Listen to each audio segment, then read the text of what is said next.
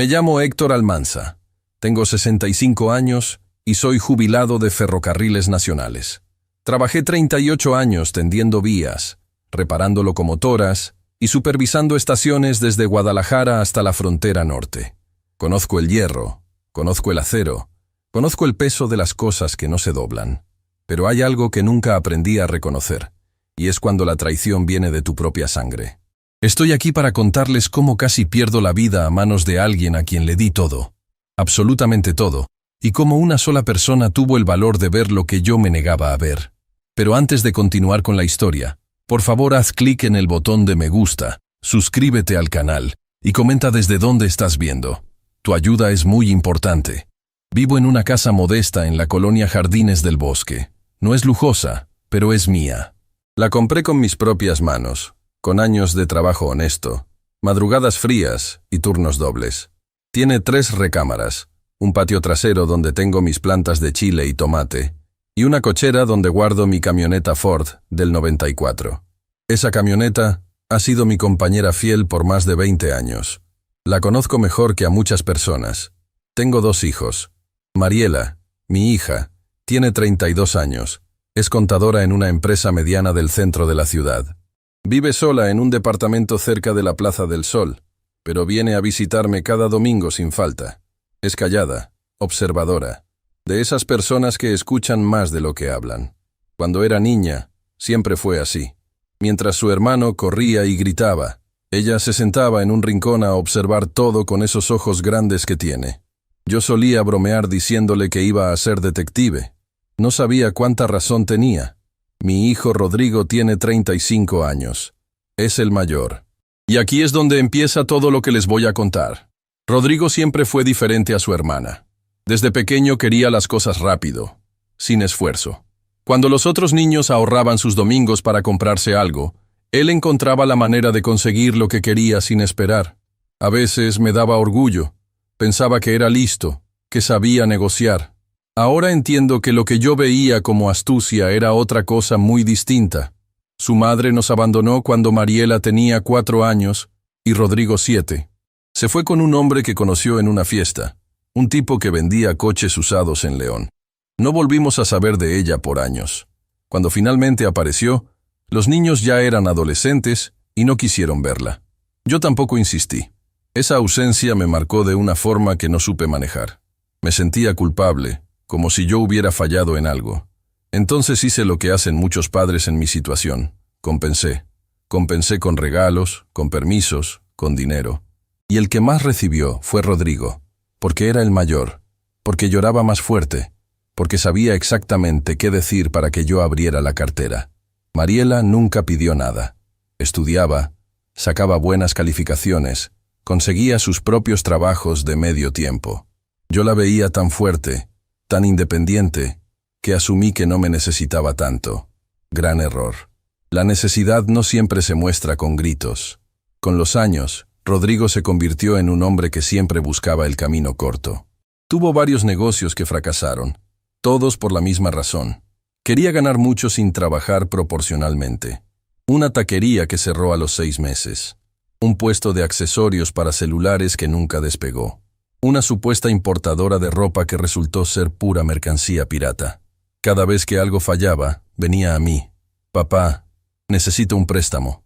Solo mientras me recupero. Te lo pago en 3 meses. Nunca me pagó un solo peso. Y yo seguía dándole, porque era mi hijo, porque recordaba sus ojos de niño cuando su madre se fue, porque la culpa me seguía carcomiendo. Mariela me advertía. Con su manera tranquila, sin gritar, me decía que tuviera cuidado, que Rodrigo se estaba aprovechando. Pero yo no quería escuchar. Un padre no quiere creer esas cosas de su hijo. Todo esto que les cuento es importante para que entiendan lo que viene después. Para que comprendan cómo un hombre de mi edad, con mi experiencia, pudo estar tan ciego. La primera señal de que algo andaba mal llegó un domingo común.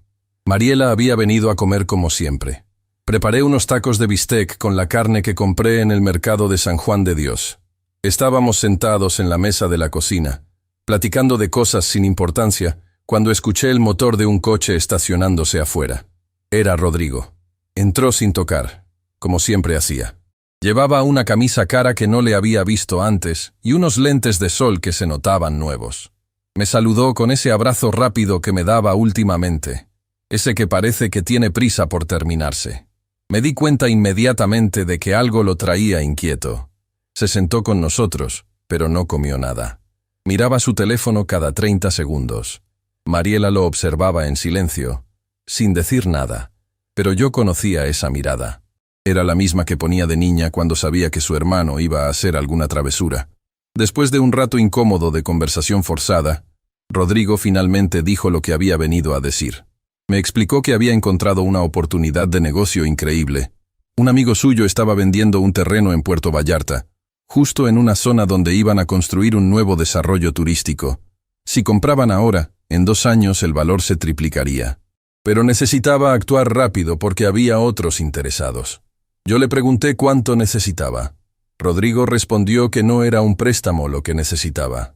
Me explicó que había estado pensando, que yo ya estaba grande, que la casa me quedaba enorme para mí solo, y que lo mejor sería venderla. Con ese dinero podíamos comprar el terreno y además conseguirme un departamento más pequeño, más manejable. Me quedé callado un momento. Mariela también. El silencio en esa cocina se sentía pesado. Le dije que no iba a vender mi casa, que esa casa la construí con mi trabajo, que ahí crié a mis hijos, que ahí pienso morirme. Rodrigo suspiró con ese gesto que había aprendido a hacer, como si yo fuera un viejo terco que no entendía las cosas. Me dijo que solo estaba pensando en mi bienestar, que mantener una casa así era mucho trabajo para alguien de mi edad, que él solo quería ayudarme. Mariela intervino entonces. Le preguntó a su hermano por qué no vendía él su propio coche si el negocio era tan bueno. Señaló el vehículo que había visto afuera, un modelo reciente que debía valer una cantidad considerable. La cara de Rodrigo cambió por un segundo. Fue rápido, casi imperceptible, pero yo lo vi. Una sombra de rabia cruzó sus ojos antes de que volviera a poner esa sonrisa que usaba cuando quería convencer a alguien. Le respondió a su hermana que ella no entendía de negocios, que el coche era una herramienta de trabajo, que necesitaba dar buena imagen para sus clientes. Mariela no respondió. Solo lo miró con esos ojos que todo lo ven. La conversación terminó incómoda. Rodrigo se fue diciendo que lo pensara, que no tomara decisiones precipitadas, que el tiempo se acababa. Cuando cerró la puerta, Mariela se volvió hacia mí. Me pidió que tuviera cuidado con Rodrigo. Me dijo que había algo raro en todo eso, que su hermano no la estaba viendo bien, que estaba nervioso de una manera diferente a otras veces. Le dije que eran imaginaciones suyas, que Rodrigo siempre había sido intenso con sus proyectos. Mariela no insistió, solo me dijo que cualquier cosa que notara, cualquier cosa extraña, le avisara inmediatamente. Los días que siguieron fueron extraños. Rodrigo empezó a venir más seguido, cosa que nunca hacía. Siempre tenía algún pretexto. Que venía a revisar una gotera que según él había visto, que quería asegurarse de que el calentador estuviera funcionando bien, que había pasado por el rumbo y decidió saludar. Cada visita incluía algún comentario sobre la casa, que el techo necesitaba reparación, que las paredes se veían viejas, que el barrio ya no era tan seguro como antes. Pequeños comentarios que parecían inocentes pero que se iban acumulando. Una tarde llegó con unos papeles. Me los extendió diciéndome que solo necesitaba mi firma para actualizar unos datos del seguro de vida que tenía desde hace años. Me explicó que había un nuevo beneficiario que agregar, puro trámite. Tomé los papeles y los revisé. No eran para actualizar datos, eran para cambiar el beneficiario completo a su nombre, eliminando a Mariela. Le pregunté qué significaba eso. Rodrigo tartamudeó. Me dijo que era un error de la aseguradora, que habían mandado el formato equivocado, que él solo quería agilizar el proceso. Le devolví los papeles sin firmar. Le dije que cualquier cosa relacionada con mis documentos la iba a revisar con calma, sin prisas. Esa noche no pude dormir bien. Por primera vez, las palabras de Mariela empezaron a resonar en mi cabeza. Algo no estaba bien. Lo sentía en los huesos, en esa intuición que uno desarrolla después de 65 años de vida. Al día siguiente decidí revisar mi camioneta. Tenía que ir al mercado a comprar algunas cosas y noté que estaba estacionada un poco diferente a como la había dejado. Quizás solo era mi imaginación, pero quise asegurarme. Abrí el cofre y todo parecía normal. Revisé los niveles de aceite, el agua, las mangueras. Todo bien. Entonces, casi por instinto, me agaché a revisar los frenos. El líquido de frenos estaba casi vacío. No había ninguna fuga visible, ninguna mancha en el piso del garaje. Simplemente estaba vacío, como si alguien lo hubiera drenado. Me quedé ahí, agachado junto a mi camioneta, tratando de entender qué estaba pasando. Podía ser una coincidencia, un problema mecánico que no había notado, pero algo en mi interior me decía que no era así. Recordé entonces que Rodrigo había venido la semana anterior a revisar supuestamente una gotera. Había pasado un buen rato en el garaje, según él buscando una escalera para subir al techo. En ese momento no le di importancia. Ahora ese recuerdo tomaba un significado completamente diferente. Llamé a un mecánico conocido que trabaja en un taller cerca de mi casa. Le pedí que viniera a revisar la camioneta sin decirle específicamente qué buscar. Quería una opinión objetiva. El mecánico llegó 1 hora después. Revisó todo el sistema de frenos meticulosamente. Cuando terminó, se limpió las manos con un trapo y me miró con expresión seria. Me dijo que el sistema estaba en perfectas condiciones, que no había ninguna fuga, ningún componente dañado, nada que explicara la pérdida de líquido. Me preguntó si alguien más tenía acceso a la camioneta. Le dije que solo yo tenía las llaves. El mecánico se quedó callado un momento. Luego me dijo que él solo era mecánico, no detective, pero que en sus 30 años de experiencia, el líquido de frenos no desaparece solo. O hay una fuga, o alguien lo saca. Rellenó el depósito y se fue después de cobrarme. Me quedé solo en el garaje, mirando mi camioneta como si fuera la primera vez que la veía. Esa tarde le llamé a Mariela. Le conté lo de los frenos sin darle demasiada importancia, presentándolo como algo curioso que había pasado. La reacción de mi hija me sorprendió. Su voz cambió inmediatamente. Me pidió que no usara la camioneta por unos días, que la dejara estacionada. Me dijo que iba a venir más seguido a la casa, que quería revisar algunas cosas. Le pregunté qué cosas. Mariela dudó antes de responder. Finalmente me dijo que había estado observando a Rodrigo últimamente, que había notado comportamientos extraños, llamadas a escondidas, nerviosismo constante. Me dijo que no quería alarmarme sin razón, pero que prefería ser precavida. Le pregunté directamente qué estaba pensando. Mi hija guardó silencio unos segundos, que se sintieron eternos. Luego me dijo que todavía no estaba segura de nada, que no quería acusar a nadie injustamente, pero que necesitaba que yo estuviera alerta. Me pidió que revisara todo, mi comida, mis medicinas, las cerraduras de la casa.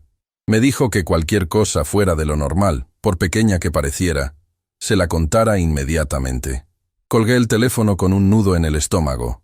Las palabras de Mariela habían puesto en voz alta algo que yo no quería ni pensar. Pero ahí estaba, flotando en el aire como un mal presagio. Esa noche cené solo. Un plato de frijoles con queso que me preparé yo mismo. Mientras comía, miraba la silla vacía donde solía sentarse Rodrigo de niño, cuando todavía era inocente, cuando todavía me veía como su héroe. Recordaba cómo me pedía que le contara historias del ferrocarril, cómo se emocionaba cuando le hablaba de las locomotoras gigantes que cruzaban el desierto. En algún punto de su vida, esa admiración se transformó en algo que no logro entender. ¿Fue mi culpa por darle demasiado? ¿Fue la ausencia de su madre? ¿O simplemente hay personas que nacen con algo torcido en el alma? Me pregunté en qué momento había cambiado todo. ¿En qué momento mi hijo se había convertido en alguien que yo ya no reconocía? No encontré la respuesta. Solo encontré más preguntas y un miedo que empezaba a crecer en mi pecho como una hierba mala. Esa noche cerré todas las puertas con doble llave. Revisé las ventanas una por una. Puse una silla contra la puerta de mi recámara, algo que no había hecho desde que era niño. Y le tenía miedo a los monstruos. Ahora el monstruo tenía nombre y apellido. Y compartía mi sangre. Pero lo peor estaba por venir. Lo que les he contado hasta ahora es solo el principio. Los eventos que siguieron me demostraron que un padre puede estar tan ciego que no ve el peligro ni cuando lo tiene enfrente. Y Mariela, mi hija silenciosa, mi niña observadora, estaba por convertirse en mi única esperanza de sobrevivencia. Los días siguientes a lo de la camioneta fueron como caminar sobre vidrios rotos. Cada ruido me sobresaltaba, cada sombra me parecía sospechosa. Empecé a revisar las cerraduras de la casa 2 y 3 veces antes de dormir. Me descubrí mirando por la ventana cada vez que escuchaba un coche estacionarse en la calle. 65 años. Viví en esta casa sintiéndome seguro, y de pronto ya no podía ni cerrar los ojos tranquilo. Mariela cumplió su palabra, y empezó a venir más seguido. Ya no solo los domingos, sino también entre semana, a veces sin avisar. Llegaba con el pretexto de traerme comida o de querer cenar conmigo, pero yo sabía que en realidad venía a vigilar, a asegurarse de que yo estuviera bien. Nunca me lo dijo directamente, pero sus ojos me lo decían todo. Una tarde llegó con una bolsa del supermercado. Traía fruta, verduras y unas latas de atún. Me dijo que había pasado por el Soriana y se acordó de que a mí me gustaban las manzanas rojas. Mientras acomodaba las cosas en la cocina, me preguntó de manera casual si Rodrigo había vuelto a visitarme. Le conté que había venido 2 veces esa semana. La primera solo a saludar, según él. Se quedó como 20 minutos, preguntándome por mi salud, por cómo me sentía, si había ido al doctor últimamente. Preguntas que nunca me había hecho antes. La segunda vez llegó con un técnico, un tipo que supuestamente venía a revisar el calentador de gas. Dijo que había contratado el servicio porque le preocupaba que el calentador fuera viejo y pudiera tener fugas. Mariela dejó de acomodar las cosas. Se quedó quieta un momento, dándome la espalda. Luego se volteó y me preguntó si yo había pedido ese servicio o si había notado algún problema con el calentador. Le dije que no, que el calentador funcionaba perfectamente, que había sido idea de Rodrigo. Mi hija no dijo nada, pero vi cómo apretaba la mandíbula. Esa expresión la conozco bien. Es la misma que ponía de niña cuando algo la molestaba pero no quería hacer un escándalo. Me pidió que le mostrara el calentador. Fuimos al patio trasero donde está instalado. Mariela lo examinó con cuidado, revisando las conexiones, las mangueras, las válvulas. No sé mucho de esas cosas, pero ella parecía saber lo que buscaba. Después de unos minutos, sacó su teléfono y tomó varias fotos. Le pregunté qué estaba haciendo. Me respondió que solo quería tener un registro, por si acaso. Me dijo que iba a pedirle a un amigo suyo que era ingeniero que revisara las fotos. Nada más para estar seguros. No insistí en preguntarle más. Parte de mí no quería saber. Parte de mí seguía aferrada a la esperanza de que todo fueran coincidencias, de que mi hijo simplemente estuviera preocupado por su padre viejo. Esa noche, después de que Mariela se fue, me senté en la sala a ver las noticias. No podía concentrarme. Las palabras del reportero entraban por un oído y salían por el otro. Mi mente estaba en otra parte, repasando los últimos meses, buscando señales que hubiera ignorado. Recordé entonces algo que había pasado unas semanas antes, algo a lo que no le había dado importancia en su momento. Rodrigo me había invitado a comer a un restaurante del centro. Dijo que quería celebrar mi cumpleaños adelantado, aunque faltaban todavía 2 meses. Durante la comida, insistió en que probara un platillo nuevo que, según él, era la especialidad de la casa. Yo no tenía mucha hambre, así que apenas probé un par de bocados. Esa noche tuve un malestar estomacal terrible. Vómito, dolor, mareos. Pensé que había sido algo que me cayó mal. Comida en mal estado, quizás. Ahora, sentado en mi sala, ese recuerdo tomaba un color diferente. ¿Y si no había sido la comida? ¿Y si había sido algo más? Sacudí la cabeza, tratando de alejar esos pensamientos. Me estaba volviendo paranoico. Eso era lo que me decía a mí mismo. Mi propio hijo no podría hacerme daño. Eso solo pasaba en las películas, en las noticias de otros, no en mi familia. Pero las señales seguían acumulándose. Al día siguiente fui a la farmacia a surtir mis medicamentos. Tomo pastillas para la presión y otras para el colesterol. Nada del otro mundo. Cuando llegué a casa y abrí el frasco de las pastillas para la presión, noté algo extraño. Las pastillas se veían diferentes. Eran del mismo color, pero la textura era distinta, más porosa. Además, el frasco tenía menos pastillas de las que debería tener según mis cálculos. Me quedé mirando ese frasco por largo rato. Traté de recordar si alguien había tenido acceso a mis medicinas. Rodrigo había estado en la casa varias veces. Siempre encontraba algún pretexto para ir al baño, para buscar algo en la cocina, para quedarse solo unos minutos. Llamé a Mariela de inmediato. Le conté lo de las pastillas, tratando de sonar calmado, aunque por dentro estaba temblando. Su respuesta fue tajante. Me dijo que no tomara ninguna de esas pastillas. Me pidió que las guardara en una bolsa de plástico, sin tocarlas más. Dijo que iba a venir a recogerlas esa misma tarde. Cuando llegó, traía consigo otra caja de medicamentos, la misma marca, comprada en una farmacia diferente. Me dijo que tomara de esas mientras tanto. Luego se llevó las pastillas sospechosas, sin explicarme qué iba a hacer con ellas. No me atreví a preguntarle. En el fondo, creo que ya sabía la respuesta. Los días que siguieron fueron una mezcla extraña de normalidad forzada y tensión constante.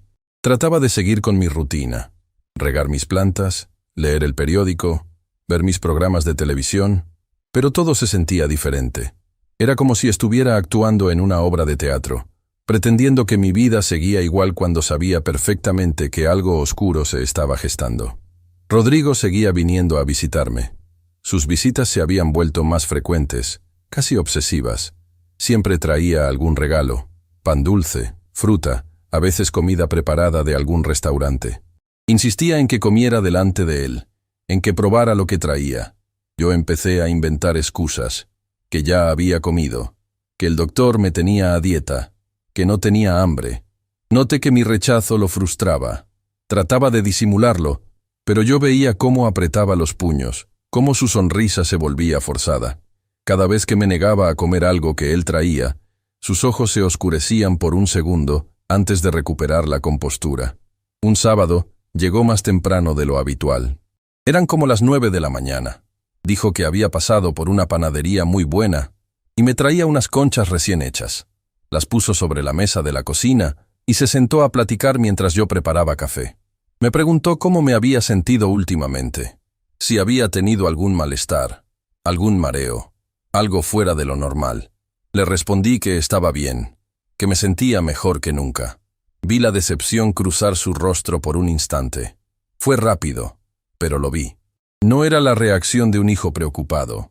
Era la frustración de alguien cuyo plan no estaba funcionando. Cambió de tema abruptamente. Me preguntó si había pensado más en lo de vender la casa. Me dijo que el negocio del terreno en Puerto Vallarta seguía disponible, pero que no iba a durar mucho tiempo, que otros inversionistas estaban interesados y que si no actuábamos pronto, perderíamos la oportunidad. Le dije que no había cambiado de opinión, que mi casa no estaba en venta. Rodrigo se levantó de la silla con un movimiento brusco. Me dijo que yo era un viejo terco, que no entendía de negocios, que él solo trataba de asegurar mi futuro y el de la familia. Su voz había subido de tono, algo que raramente hacía conmigo. Me quedé callado, mirándolo. No reconocía a ese hombre que tenía enfrente. ¿Dónde estaba mi hijo? El niño que me pedía historias del ferrocarril, el que se dormía en mis brazos cuando tenía pesadillas. Rodrigo pareció darse cuenta de que había perdido el control. Respiró profundo y suavizó su expresión. Me pidió disculpas. Dijo que estaba estresado por el trabajo, que no había querido alzar la voz. Se acercó a darme un abrazo, ese abrazo rápido y vacío que se había vuelto costumbre. Cuando se fue, me quedé sentado en la cocina mirando las conchas que había traído. No las toqué. Las tiré a la basura cuando estuve seguro de que su coche se había alejado. Esa tarde Mariela llegó con noticias. Se sentó frente a mí en la sala y me tomó las manos. Sus ojos estaban rojos, como si hubiera estado llorando antes de venir. Me contó que había mandado analizar las pastillas que se había llevado. Un amigo suyo que trabajaba en un laboratorio le había hecho el favor. Los resultados mostraban que las pastillas habían sido alteradas. Contenían una sustancia que no debería estar ahí, algo que en dosis pequeñas causaba malestar, pero que acumulado con el tiempo podía provocar un paro cardíaco. Me quedé helado. Las palabras de mi hija resonaban en mi cabeza, pero mi cerebro se negaba a procesarlas. Alguien estaba tratando de envenenarme lentamente, y ese alguien tenía acceso a mi casa, a mis medicinas, a mi vida. Mariela continuó. Me dijo que había estado investigando por su cuenta, sin decirme nada para no alarmarme sin pruebas. Había revisado los estados de cuenta de Rodrigo, usando contactos que tenía de su trabajo como contadora. Lo que encontró era alarmante. Mi hijo estaba hundido en deudas. Debía dinero a prestamistas, a bancos, a gente que no perdonaba, Las cifras eran astronómicas, mucho más de lo que yo podría imaginar. Pero eso no era todo. Mariela había descubierto que Rodrigo había estado haciendo averiguaciones sobre mi seguro de vida. Había llamado a la aseguradora haciéndose pasar por mí, preguntando sobre los beneficiarios, sobre los montos, sobre los requisitos para cobrar en caso de fallecimiento. También había encontrado búsquedas en la computadora de Rodrigo. No me preguntó cómo accedió a ella, y yo no quise saber. Las búsquedas eran sobre venenos indetectables, sobre cómo simular un accidente, sobre cuánto tiempo tardaba un seguro de vida en pagar después de una muerte. Mientras Mariela hablaba, sentí que el mundo se derrumbaba a mi alrededor. Todo lo que creía conocer, todo lo que había construido, se desmoronaba como un castillo de arena. Le pregunté a mi hija por qué no había ido a la policía. Me explicó que todavía no tenía pruebas suficientes. Todo lo que tenía eran indicios, sospechas, circunstancias. Necesitaba algo más concreto, algo que no pudiera ser negado. Y me dijo que tenía un plan. Mariela me explicó que íbamos a seguir actuando como si no supiéramos nada. Yo seguiría recibiendo a Rodrigo, seguiría con mi rutina, pero con precauciones extremas. No comería nada que él trajera, no tomaría medicinas que él pudiera haber tocado, no usaría la camioneta sin antes revisarla. Mientras tanto, ella seguiría recopilando evidencia. Le pregunté cuánto tiempo tomaría eso. Me respondió que no sabía. Días, semanas quizás. Dependía de qué tan desesperado estuviera Rodrigo. Y por lo que había visto, la desesperación de mi hijo estaba creciendo. Esa noche no dormí.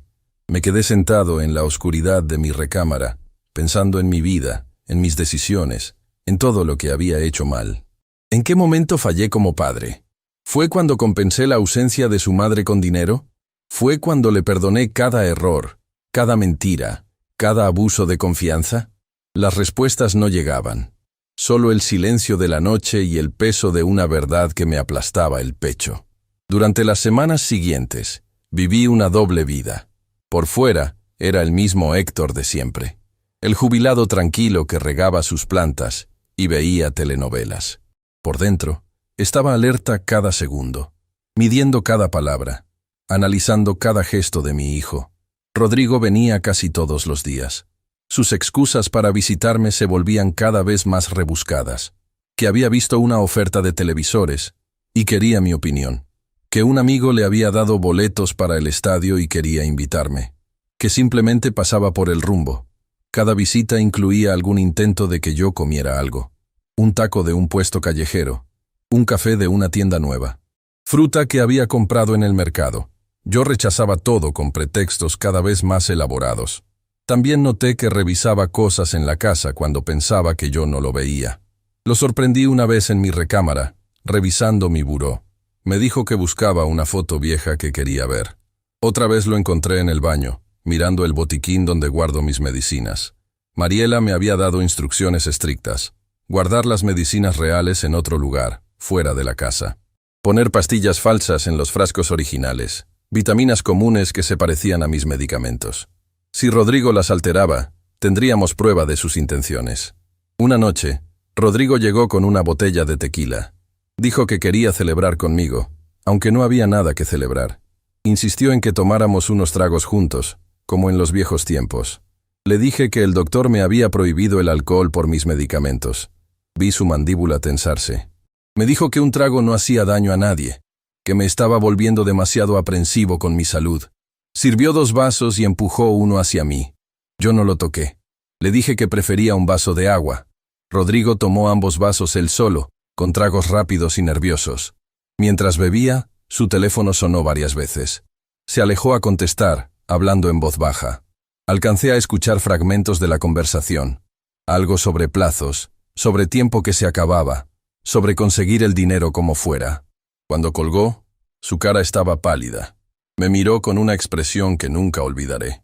Era una mezcla de desesperación y algo más oscuro que no quise identificar. Me dijo que necesitaba un favor, un préstamo grande, más grande que los anteriores. Me habló de una cifra que me dejó sin palabras. $500,000. Dijo que era cuestión de vida o muerte, que había gente peligrosa detrás de él, que si no pagaba iban a hacerle daño. Le pregunté en qué se había metido. No me respondió directamente. Solo repitió que necesitaba el dinero, que era urgente, que si no lo conseguía no sabía qué iba a pasar. Le dije que no tenía esa cantidad, que mis ahorros de jubilado no alcanzaban para tanto. Rodrigo se acercó a mí. Su voz se volvió más intensa. Me dijo que sí tenía el dinero, que tenía la casa, que tenía la camioneta, que tenía el terreno que mi padre me heredó en las afueras de Tlaquepaque, que si vendía todo eso, tendría más que suficiente. Le repetí que no iba a vender nada. Por un momento pensé que iba a golpearme. Vi sus puños cerrarse, vi su cuerpo tensarse, pero se contuvo. Respiró profundo y dio un paso atrás. Me dijo que lo iba a lamentar, que si algo malo le pasaba a él, sería mi culpa. Luego salió de la casa dando un portazo que hizo temblar las ventanas. Me quedé solo en la sala, con el corazón latiendo como loco. Las amenazas de mi hijo resonaban en mis oídos. Ya no había duda. El hombre que acababa de salir por esa puerta era capaz de cualquier cosa. Llamé a Mariela de inmediato. Le conté todo lo que había pasado. Ella escuchó en silencio, sin interrumpirme. Cuando terminé, me dijo algo que me heló la sangre. Me dijo que había interceptado unos mensajes de Rodrigo. No me explicó cómo, solo me dijo que lo había hecho. En esos mensajes, mi hijo hablaba con alguien sobre un plan.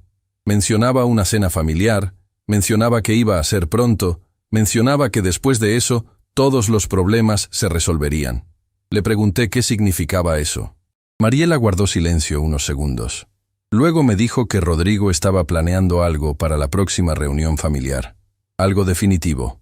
La cena del domingo. La misma cena que hacíamos cada semana desde hacía años. La misma mesa donde nos sentábamos en familia. El mismo lugar donde mi hijo planeaba terminar conmigo. Después de esa conversación con Mariela, los días que siguieron fueron los más largos de mi vida. Cada hora se sentía como una eternidad. Sabía que algo terrible se acercaba. Podía sentirlo en los huesos, en esa intuición que desarrollas cuando has vivido lo suficiente. Pero no podía hacer nada más que esperar. Esperar y confiar en mi hija. Mariela me visitó al día siguiente de la revelación sobre los mensajes. Llegó temprano, antes de que amaneciera completamente. Traía una carpeta llena de papeles y su computadora portátil. Se sentó conmigo en la mesa de la cocina y me mostró todo lo que había recopilado. Las pruebas eran abrumadoras. Tenía copias de los estados de cuenta de Rodrigo, mostrando deudas que sumaban más de 2 millones de pesos, préstamos de bancos, de financieras dudosas, de particulares.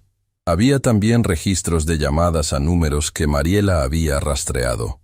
Algunos pertenecían a prestamistas conocidos en Guadalajara por sus métodos violentos de cobranza. Otros eran de personas que preferí no saber quiénes eran. Me mostró capturas de pantalla de las búsquedas que Rodrigo había hecho en Internet. Venenos que no dejan rastro. Accidentes domésticos más comunes. ¿Cuánto tarda en pagarse un seguro de vida? ¿Cómo se investiga una muerte sospechosa? Cada búsqueda era como un golpe en el estómago. También tenía los resultados del análisis de las pastillas. El laboratorio había identificado la sustancia. Era un compuesto que afectaba el sistema cardiovascular. En pequeñas dosis causaba arritmias, mareos, debilidad general. Acumulado durante semanas o meses, podía provocar un infarto que cualquier médico atribuiría a causas naturales en un hombre de mi edad. Le pregunté a Mariela si eso era suficiente para ir a la policía. Me explicó que era complicado. Las búsquedas en Internet no eran prueba de nada por sí solas. Los estados de cuenta mostraban deudas, pero no intención de asesinato. Las pastillas alteradas eran la evidencia más sólida, pero Rodrigo podía alegar que alguien más las había manipulado. Necesitábamos atraparlo en el acto, o conseguir una confesión. Le pregunté cómo íbamos a lograr eso. Mariela me miró con esos ojos que todo lo ven. Me dijo que ya tenía un plan. Me explicó que íbamos a dejar que Rodrigo siguiera adelante con lo que estuviera planeando para la cena del domingo, pero estaríamos preparados. Ella iba a estar alerta cada segundo, observando todo. Al primer indicio de peligro me avisaría, y yo tendría que confiar en ella y hacer exactamente lo que me dijera, sin cuestionar. Le pregunté qué pasaría si algo salía mal. Mi hija tomó mi mano y la apretó con fuerza. Me dijo que no iba a dejar que nada me pasara, que había pasado semanas preparándose para ese momento, que tenía contactos en la policía a quienes ya había alertado de manera extraoficial, que todo estaba calculado. Quise creerle. Necesitaba creerle, porque la alternativa era demasiado oscura para contemplarla. Los días previos a la cena fueron surrealistas. Rodrigo me llamó el miércoles para confirmar que nos veríamos el domingo. Su voz sonaba diferente, casi animada. Me dijo que él se iba a encargar de preparar la comida, que quería hacer algo especial para la familia. Insistió en que no me preocupara por nada, que él llevaría todo lo necesario. Esa llamada me confirmó lo que ya sabía. Mi hijo estaba planeando algo para esa cena, y yo iba a estar ahí, sentado en su mesa, esperando a que intentara matarme. Mariela me dio instrucciones precisas para el domingo. No comería nada que Rodrigo preparara o sirviera. Pretendería que todo estaba normal, conversaría, sonreiría, actuaría como si no supiera nada. Mantendría mi teléfono en el bolsillo con el volumen en vibración. Cuando ella me mandara un mensaje, yo haría exactamente lo que dijera, sin preguntas, sin dudas. Le pregunté qué iba a decir el mensaje.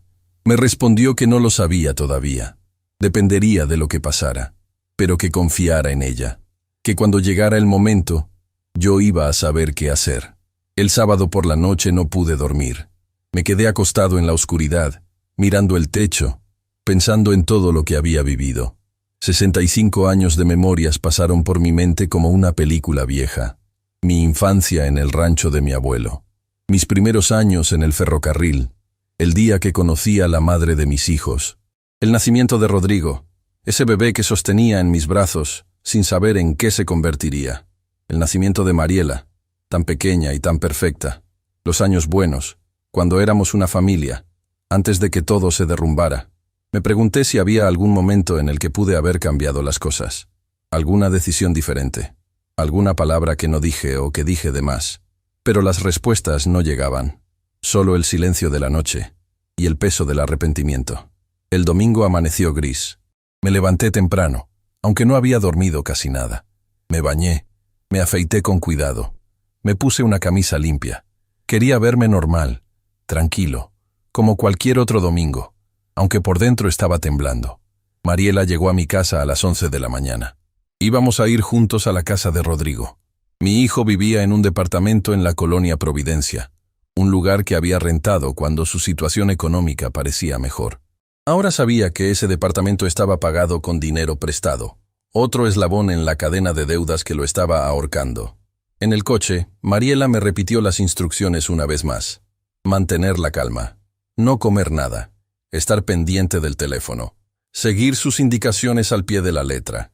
Le pregunté si tenía miedo. Me confesó que sí, que estaba aterrada, pero que el miedo no iba a detenerla. Me dijo que yo era su padre, el hombre que la había criado solo, que le había dado todo lo que pudo, y que ella no iba a permitir que nadie me hiciera daño, ni siquiera su propio hermano. Llegamos al departamento de Rodrigo cerca del mediodía. Él nos recibió en la puerta con una sonrisa amplia, demasiado amplia. Me dio un abrazo largo, apretado, diferente a los abrazos rápidos de las últimas semanas. Era el abrazo de alguien que se despide, aunque yo no debía saber eso. El departamento olía a comida. Rodrigo había estado cocinando toda la mañana, según nos dijo. Había preparado un mole especial, receta de la abuela, el mismo que hacíamos en las fiestas cuando los niños eran pequeños. También había arroz, frijoles, tortillas recién hechas, una comida familiar, tradicional, perfecta para una última cena. Nos sentamos en la sala mientras Rodrigo terminaba de preparar todo en la cocina. Insistió en que nadie lo ayudara, que él quería hacer todo solo. Mariela y yo intercambiamos una mirada. Ambos sabíamos por qué no quería a nadie en la cocina. Mi hija se ofreció a poner la mesa. Rodrigo aceptó, pero le pidió que no tocara nada de la comida. Ella asintió y fue al comedor. Desde donde estaba, yo la veía moverse con calma aparente, pero sus ojos estaban en todas partes, observando, analizando, buscando cualquier señal de peligro. Rodrigo salió de la cocina con una jarra de agua de Jamaica. Sirvió 3 vasos y nos ofreció uno a cada quien. Mariela tomó el suyo, pero no bebió. Yo hice lo mismo. Rodrigo no pareció notarlo, o fingió no hacerlo. La conversación durante la espera fue forzada. Rodrigo hablaba de cosas sin importancia, del clima, del tráfico, de un partido de fútbol que había visto. Su voz tenía un tono artificial, como si estuviera recitando un guión. Yo respondía con monosílabos, tratando de parecer normal mientras mi corazón latía cada vez más fuerte. Finalmente, Rodrigo anunció que la comida estaba lista. Nos invitó a pasar al comedor, donde había dispuesto la mesa con manteles y servilletas que nunca le había visto usar. Velas encendidas, copas de vidrio, cubiertos pulidos. Todo demasiado elaborado para una simple comida dominical. Me senté en la cabecera, el lugar que siempre ocupaba en las reuniones familiares. Mariela se sentó a mi derecha. Rodrigo desapareció en la cocina y volvió con los platos ya servidos. 3 platos de mole con pollo, aparentemente idénticos. Pero no eran idénticos. Mariela lo notó inmediatamente y yo también. Rodrigo colocó cada plato en un lugar específico. El mío lo puso frente a mí con un cuidado especial, asegurándose de que quedara bien centrado. Los otros 2 los colocó sin tanta ceremonia. Rodrigo se sentó frente a nosotros y levantó su vaso de agua. Propuso un brindis por la familia, por estar juntos, por los lazos que nunca se rompen. Sus palabras sonaban huecas, vacías de significado real. Levantamos los vasos, pero yo apenas mojé mis labios. Mi hijo empezó a comer de inmediato. Llevó la cuchara a su plato y probó el mole con expresión satisfecha. Me miró expectante, esperando que yo hiciera lo mismo. Le dije que todo se veía delicioso, que se había lucido. Tomé mis cubiertos y los sostuve sobre el plato, pero no comí. Pretendí que estaba admirando la presentación, comentando lo bien que se veía el mole, preguntando por la receta. Mariela también evitaba comer. Movía la comida de un lado a otro del plato. Llevaba pequeñas cantidades a su boca, pero no las tragaba. Su actuación era impecable. Años de observar y aprender le habían enseñado a fingir. Rodrigo empezó a impacientarse. Me preguntó si no me gustaba el mole, si había algo mal con la comida. Su voz tenía un borde de tensión que trataba de disimular. Le respondí que estaba disfrutando el momento, que a mi edad uno aprende a comer despacio, a saborear cada bocado. Mientras hablaba, sentí mi teléfono vibrar en el bolsillo. El corazón se me detuvo por un instante. Con movimientos lentos, saqué el teléfono pretendiendo que revisaba la hora. En la pantalla brillaba un mensaje de Mariela. Las palabras eran claras, directas, urgentes. Papá, finge que te sientes mal. Levántate y sal. No comas nada. Confía en mí. Guardé el teléfono tratando de mantener la calma. Miré a Mariela, que seguía actuando con normalidad, comiendo su arroz sin prisa. Pero sus ojos me decían todo. Era el momento. Me llevé la mano al pecho y fingí una mueca de dolor. Respiré profundo, como si me costara trabajo. Le dije a Rodrigo que no me sentía bien, que tenía una presión extraña en el pecho. Rodrigo se levantó de su silla con alarma fingida. Me preguntó qué me pasaba, si necesitaba algo, si quería que llamara a una ambulancia. Le dije que solo necesitaba aire fresco, que me sentía sofocado. Me levanté de la mesa apoyándome en el respaldo de la silla. Caminé hacia la puerta que daba al pequeño balcón del departamento, alejándome del comedor, del plato intocado, de mi hijo que me miraba con una expresión que no pude descifrar. Salí al balcón y respiré profundo. El aire de la calle me llenó los pulmones. Desde ahí podía ver el interior del departamento a través del vidrio de la puerta. Lo que vi confirmó todo lo que Mariela había descubierto. Rodrigo se había quedado en el comedor. Mariela también estaba ahí, de pie junto a la mesa. Mi hijo le estaba diciendo algo, señalando mi plato. Su expresión había cambiado completamente. Ya no era el anfitrión amable. Era algo más oscuro, más desesperado. Vi cómo Rodrigo tomaba mi plato y lo acercaba a Mariela. Le estaba insistiendo en algo. Sus gestos eran agresivos, demandantes. Mariela negaba con la cabeza, retrocedía. Entonces pasó algo que nunca voy a olvidar. Rodrigo, furioso porque su plan se estaba desmoronando, tomó una cucharada del mole de mi plato. Le gritó algo a Mariela, algo que no pude escuchar desde afuera, y se llevó la cuchara a la boca. Fue su manera de demostrar que la comida estaba bien, de probar que no había nada malo, de obligar a Mariela a bajar la guardia. Pero había algo que mi hijo no sabía. Había algo que su desesperación le había hecho olvidar. El veneno estaba en mi plato. El veneno que él mismo había puesto ahí. Los segundos que siguieron fueron eternos. Rodrigo se quedó quieto un momento, con expresión confundida. Luego su cara empezó a cambiar. Palideció. Se llevó las manos al estómago. Sus ojos se abrieron con terror. Cayó de rodillas primero, luego de lado, sobre el piso del comedor. Su cuerpo empezó a convulsionar, sacudiéndose de manera violenta, incontrolable. Mariela corrió hacia él, no para ayudarlo, sino para alejarse. Sacó su teléfono y empezó a marcar. Yo entré corriendo al departamento, sin saber qué hacer, sin poder procesar lo que estaba pasando. Mi hijo estaba en el suelo, retorciéndose de dolor, con espuma saliendo de su boca. El mismo veneno que había preparado para mí ahora corría por sus venas. La trampa que había tendido se había cerrado sobre él mismo. Mariela hablaba por teléfono, dando la dirección, pidiendo una ambulancia, explicando lo que había pasado. Su voz era firme, controlada, profesional, como si hubiera ensayado ese momento 1000 veces en su cabeza. Me arrodillé junto a Rodrigo sin tocarlo. Lo miré a los ojos, esos ojos que alguna vez fueron los de mi niño pequeño, el que me pedía cuentos antes de dormir. Ahora esos ojos estaban llenos de terror, de dolor, de algo que podría haber sido arrepentimiento. Le dije que la ambulancia venía en camino, que aguantara. No sé por qué lo dije.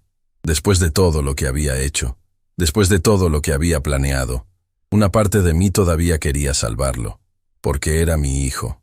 Porque un padre nunca deja de ser padre, sin importar lo que haga su hijo. Los minutos siguientes fueron un caos de sirenas, paramédicos, preguntas. Se llevaron a Rodrigo en una camilla, todavía convulsionando. Mariela habló con los paramédicos. Les explicó lo que sospechaba que había ingerido. Su información probablemente le salvó la vida a mi hijo. Nos quedamos solos en el departamento, rodeados de platos fríos y velas que seguían ardiendo. Mariela me abrazó, y por primera vez la vi llorar. Lloraba de alivio, de tensión liberada, de todo lo que había cargado sola durante semanas. Le di las gracias. Le dije que me había salvado la vida, que sin su mensaje yo habría comido ese mole, que estaría muerto. Mi hija me apretó más fuerte. Entre sollozos, me dijo que eso nunca habría pasado, que ella siempre estuvo vigilando, que nunca me habría dejado probar un solo bocado. Esa noche, mientras esperábamos noticias en el hospital, Mariela me contó el resto de la historia. Todo lo que había hecho en secreto, todo lo que había descubierto, todo lo que había planeado. Y entonces entendí que mi hija no solo me había salvado la vida, había cargado sola con un peso que nadie debería cargar, la certeza de que su propio hermano quería matar a su padre, y la determinación de impedirlo a cualquier costo. Las horas en el hospital fueron las más extrañas de mi vida. Estaba sentado en una sala de espera, rodeado de desconocidos que también esperaban noticias de sus seres queridos, pero mi situación era diferente a la de todos ellos. Yo estaba esperando noticias del hombre que había intentado matarme, y ese hombre era mi hijo. Mariela estaba a mi lado, en silencio. Había dejado de llorar, pero sus ojos seguían rojos, hinchados. De vez en cuando me tomaba la mano y la apretaba, como asegurándose de que yo seguía ahí, de que todo era real. Cerca de la medianoche, un doctor salió a buscarnos. Nos explicó que Rodrigo estaba estable. El veneno que había ingerido era potente, pero la cantidad había sido relativamente pequeña, apenas una cucharada. Además, los paramédicos habían actuado rápido gracias a la información que Mariela les dio. Iba a sobrevivir, aunque necesitaría varios días de observación. No sé qué sentí al escuchar esas palabras. Alivio, quizás, o tal vez solo vacío. Mi hijo iba a vivir, pero la relación entre nosotros estaba muerta. Eso ya no tenía remedio. La policía llegó poco después. 2 oficiales que habían sido alertados por la llamada de Mariela. Se identificaron y nos pidieron que los acompañáramos a dar nuestra declaración. Mi hija asintió, como si hubiera estado esperando ese momento. Pasamos las siguientes horas en una delegación del centro de la ciudad. Nos separaron para tomar nuestras declaraciones de manera individual. Yo conté todo lo que sabía, desde los primeros indicios hasta el momento de la cena. Los oficiales me escuchaban con expresiones serias, tomando notas, haciendo preguntas ocasionales. Cuando terminé, me dijeron que esperara mientras hablaban con Mariela. La espera se hizo eterna. Me trajeron un café que no pude tomar. Me ofrecieron comida que rechacé. Solo podía pensar en todo lo que había pasado, en cómo mi vida había cambiado en cuestión de horas. Finalmente, uno de los oficiales vino a hablar conmigo. Me explicó que la declaración de Mariela coincidía con la mía, y que además ella había entregado todas las pruebas que había recopilado durante semanas. Los análisis de las pastillas alteradas, los registros financieros de Rodrigo, las capturas de pantalla de sus búsquedas en Internet, los mensajes interceptados, todo formaba un caso sólido. Pero eso no era todo. La policía había conseguido una orden para revisar el departamento de Rodrigo. Lo que encontraron ahí terminó de confirmar todo. En un cajón de la cocina había varios frascos pequeños con sustancias que serían analizadas. En su computadora encontraron más búsquedas sobre venenos, sobre formas de provocar accidentes, sobre cómo cobrar seguros de vida. También hallaron documentos, copias de mi póliza de seguro, del título de propiedad de mi casa, del terreno en Tlaquepaque. Todo marcado con notas escritas a mano, cálculos de cuánto dinero obtendría si yo moría. El oficial me mostró algunas de las notas. La letra era de Rodrigo. La reconocí de inmediato. En una de ellas había escrito una lista de métodos, cada uno tachado excepto el último. Envenenamiento gradual. En otra había calculado los tiempos, cuántas semanas necesitaba para que el veneno en las pastillas hiciera efecto sin levantar sospechas. Ver esas notas fue como recibir un golpe en el estómago. Ya sabía lo que mi hijo había planeado, pero verlo escrito con su propia letra, con esa frialdad calculadora, era diferente. Era la prueba tangible de que el niño que alguna vez cargué en brazos se había convertido en alguien capaz de asesinar a su propio padre por dinero. Los días siguientes fueron un torbellino de trámites legales, declaraciones adicionales y reuniones con abogados. Rodrigo fue arrestado formalmente en cuanto los médicos lo dieron de alta. Lo acusaron de intento de homicidio calificado, un cargo grave que podía llevarlo a prisión por muchos años. La noticia se filtró a los medios locales. Un jubilado de ferrocarriles, casi asesinado por su propio hijo. La historia apareció en los periódicos, en las noticias de televisión, en las redes sociales. Vecinos que conocía de toda la vida me llamaban para expresar su asombro, su solidaridad, su morbo disfrazado de preocupación. Dejé de contestar el teléfono después del tercer día. Mariela se mudó temporalmente a mi casa. Dijo que no quería dejarme solo, que necesitaba asegurarse de que estuviera bien. Pero yo sabía que ella también necesitaba compañía. Había cargado sola con el peso de la investigación durante semanas. Había tomado decisiones que nadie debería tomar. Había salvado mi vida arriesgando su propia paz mental.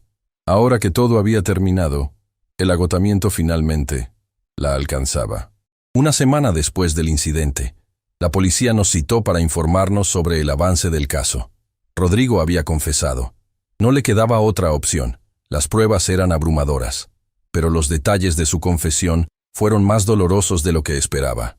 Mi hijo admitió que llevaba meses planeando mi muerte. Todo había empezado cuando sus deudas se volvieron inmanejables. Debía dinero a gente peligrosa, gente que no aceptaba excusas ni plazos. Le habían amenazado, le habían golpeado, le habían dejado claro que si no pagaba, las consecuencias serían graves. Desesperado, Rodrigo había buscado una salida rápida. Y esa salida era yo. Calculó que entre mi seguro de vida, la venta de la casa y el terreno, podría obtener cerca de 3 millones de pesos. Suficiente para pagar sus deudas y empezar de nuevo. El problema era que yo no tenía intención de morirme pronto ni de vender mis propiedades. Entonces decidió acelerar las cosas. Primero intentó con los frenos de la camioneta. Drenó el líquido esperando que yo tuviera un accidente en alguna calle con pendiente. Cuando eso no funcionó porque descubrí el problema a tiempo, pasó al plan de las pastillas. Consiguió una sustancia en el mercado negro, algo que le vendieron como indetectable y de efecto gradual. Empezó a alterar mis medicamentos, visitándome con frecuencia para tener acceso a ellos. Pero yo no moría lo suficientemente rápido. Las dosis eran pequeñas y mi cuerpo resistía. Rodrigo se desesperó. Sus acreedores le daban cada vez menos tiempo. Entonces decidió acelerar el proceso con la cena del domingo. Una dosis grande, directamente en la comida, que provocaría un infarto fulminante. Un viejo de 65 años muriendo de un ataque al corazón después de una comida pesada. Nadie sospecharía. Lo que no contaba era con Mariela, mi hija silenciosa, observadora, la que él siempre había subestimado.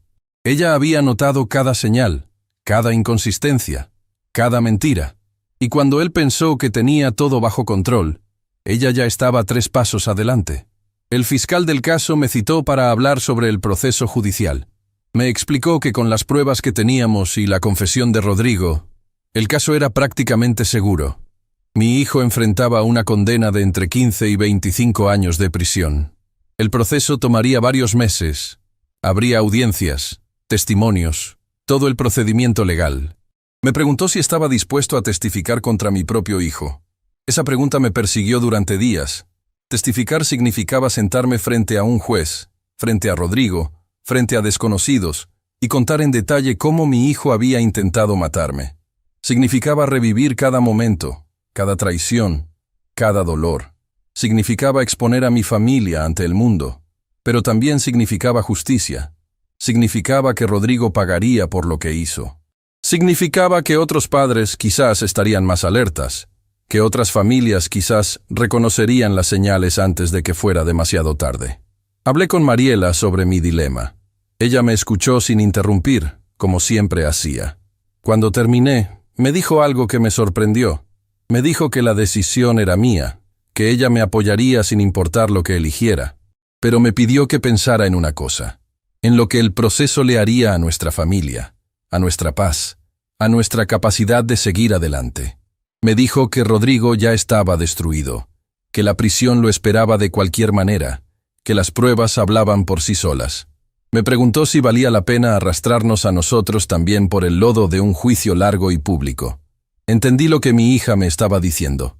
Ella había cargado con el peso de protegerme durante semanas. Ahora necesitaba descansar, sanar, reconstruir su vida. Un juicio prolongado la mantendría atada al trauma, obligándola a revivir cada detalle una y otra vez. Tomé mi decisión. Hablaría con el fiscal, cooperaría con la investigación, daría mi testimonio escrito, pero pediría que el proceso fuera lo más expedito posible. No quería años de audiencias y apelaciones. Quería cerrar ese capítulo y seguir adelante. El fiscal entendió mi posición. Me explicó que con la confesión de Rodrigo y las pruebas existentes, podían llegar a un acuerdo. Mi hijo se declararía culpable a cambio de una sentencia en el rango menor, 15 años en lugar de 25. Evitaríamos el juicio público, los testimonios, el circo mediático. Acepté el acuerdo, no por clemencia hacia Rodrigo, sino por amor a Mariela. Ella había sacrificado suficiente. Merecía paz. Rodrigo fue sentenciado 2 meses después del incidente. 15 años de prisión por intento de homicidio calificado. Lo vi por última vez el día de la sentencia, cuando lo llevaban esposado hacia el vehículo que lo trasladaría al penal. Nuestras miradas se cruzaron por un instante. En sus ojos vi algo que podría haber sido arrepentimiento, o quizás solo autocompasión. Ya no importaba. Ese hombre había dejado de ser mi hijo el día que decidió que mi vida valía menos que sus deudas. Los meses que siguieron fueron de reconstrucción. Lenta, dolorosa, pero necesaria. Mariela volvió a su departamento, pero seguía visitándome cada domingo sin falta. Nuestras comidas dominicales se volvieron sagradas, un ritual de supervivencia y amor familiar. Vendí el terreno en Tlaquepaque, no porque necesitara el dinero, sino porque quería deshacerme de todo lo que Rodrigo había codiciado. Usé parte del dinero para hacer mejoras en la casa, para asegurarme de que podría vivir cómodamente el resto de mis días. El resto lo puse en una cuenta a nombre de Mariela. Ella protestó, dijo que no lo necesitaba, que no lo quería. Le dije que era su herencia adelantada, que prefería dársela en vida y ver cómo la disfrutaba. La casa se siente diferente ahora, más tranquila, más mía. Cambié las cerraduras, aunque ya no había necesidad. Renové el cuarto que había sido de Rodrigo cuando era niño. Lo convertí en un pequeño estudio donde ahora paso las tardes leyendo y escuchando música. Quité las fotos donde aparecía él, las guardé en una caja en el fondo del closet. No las tiré porque no puedo borrar 35 años de mi vida, pero tampoco necesito verlas todos los días. Mariela me regaló un perro para hacerme compañía. Un labrador color chocolate al que llamé Carbón, porque me recordaba a un perro que tuve de niño en el rancho de mi abuelo. Carbón me sigue a todas partes, duerme a los pies de mi cama, Ladra cuando alguien se acerca a la puerta. Es el guardián que no sabía que necesitaba. A veces pienso en Rodrigo. No puedo evitarlo. Me pregunto cómo estará en la prisión, si habrá cambiado, si algún día entenderá realmente lo que hizo. Pero esos pensamientos son cada vez menos frecuentes. El tiempo tiene una manera de suavizar incluso las heridas más profundas. Lo que nunca olvido es el mensaje de Mariela. Esas palabras que salvaron mi vida. Papá, finge que te sientes mal. Levántate y sal. No comas nada. Confía en mí. Las tengo grabadas en la memoria como si las hubiera leído hace 5 minutos. Cada vez que miro a mi hija, recuerdo ese momento. Recuerdo que estoy vivo gracias a ella. El otro día, mientras cenábamos juntos en la cocina, Mariela me preguntó si era feliz. Me tomó por sorpresa la pregunta. Lo pensé un momento antes de responder. Le dije que sí, que era feliz. No de la manera en que imaginé que sería a esta edad, no con la familia completa y los nietos jugando en el patio, pero feliz de estar vivo, de tenerla a ella, de despertar cada mañana y sentir el sol en la cara. Le dije que la felicidad a veces viene en formas que no esperamos y que hay que aprender a reconocerla. Mariela sonrió con esa sonrisa suya que ilumina todo el cuarto. Me dijo que ella también era feliz, que había aprendido algo importante de todo lo que pasamos, que la familia no es solo sangre, es lealtad, es amor verdadero, es estar dispuesto a proteger a los tuyos aunque duela. Tiene razón. La familia que me queda es pequeña, pero es real, es sólida, es más de lo que muchos tienen. Hace poco recibí una carta de la prisión. Era de Rodrigo. No la abrí. La guardé en la misma caja donde están sus fotos, en el fondo del closet. Quizás algún día la lea, quizás no. Por ahora no estoy listo para escuchar lo que tenga que decir. Tal vez nunca lo esté. Mariela me preguntó qué había hecho con la carta. Le dije la verdad. Ella asintió, sin juzgarme. Me dijo que cuando estuviera listo, si alguna vez lo estaba, ella estaría ahí para acompañarme. Eso es lo que hace la familia de verdad. Acompañar sin presionar, amar sin condiciones. Les cuento esta historia no para buscar lástima ni para exponer a mi familia. La cuento porque sé que hay otros padres allá afuera que quizás están viviendo algo similar. Padres que dan todo por sus hijos y reciben traición a cambio. Padres que ignoran las señales porque el amor los ciega. Padres que no quieren creer que su propia sangre pueda hacerles daño. A esos padres les digo, abran los ojos. Escuchen a quienes los rodean. No ignoren las advertencias. El amor de padre es sagrado, pero no debe ser ciego. Hay límites que ni siquiera un hijo tiene derecho a cruzar. Y a los hijos que están leyendo esto, les digo algo más. Cuiden a sus padres, no solo cuando sean viejos y frágiles, sino ahora, siempre. El tiempo que tenemos con ellos es limitado. No lo desperdicien buscando herencias o beneficios. El verdadero tesoro es el tiempo, las conversaciones, los abrazos. Eso es lo que van a recordar cuando ya no estemos. Tengo 65 años. He visto cosas buenas y cosas terribles en mi vida. He trabajado duro, he amado profundamente, he sufrido pérdidas que casi me destruyen, pero sigo aquí, sigo de pie. Y mientras tenga a mi hija a mi lado, seguiré luchando. Cada domingo, Mariela viene a comer. Preparamos algo juntos, platicamos de todo y de nada. Nos reímos de cosas tontas. Carbón se echa bajo la mesa esperando que le caiga algún pedazo de comida. Es una escena simple, ordinaria, pero para mí es todo. Es la vida que casi pierdo.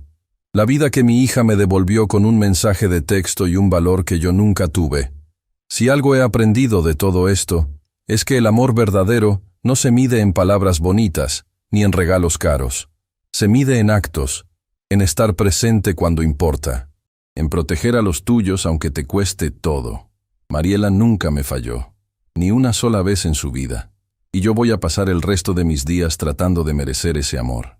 Esa es mi historia, la historia de cómo casi muero a manos de mi propio hijo, y de cómo mi hija, con un simple mensaje, me salvó la vida. Si esta historia les llegó al corazón, les pido que le den like y se suscriban al canal para seguir escuchando historias como la mía. Compartan este video con alguien que necesite escucharlo, porque a veces la vida nos manda señales que no debemos ignorar.